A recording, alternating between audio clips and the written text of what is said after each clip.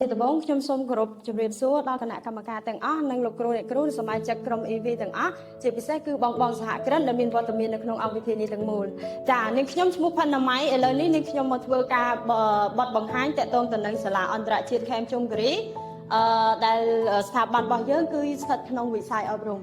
ឡូវនេះខ្ញុំនឹងមកចូលមកដល់ជីវប្រវត្តិសង្ខេបរបស់យើងអញ្ចឹងសាលាអន្តរជាតិខេមជុំគិរីរបស់យើងត្រូវបានបង្កើតឡើងនៅក្នុងពាក់កណ្ដាលឆ្នាំ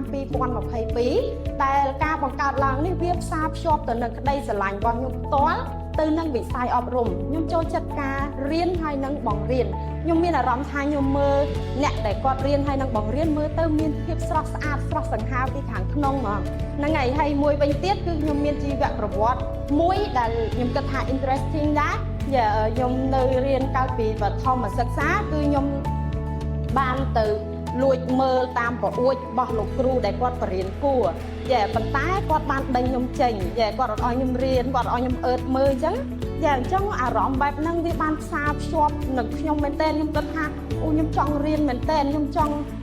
ខ្លាយជាអ្នកបរៀនដូចគាត់ខ្ញុំចង់បកកាយខ្ញុំចង់អង្គុយរៀនដូចបងផ្សេងទៀតប៉ុន្តែខ្ញុំអត់មានឱកាសដោយសារខ្ញុំអត់មានលុយបង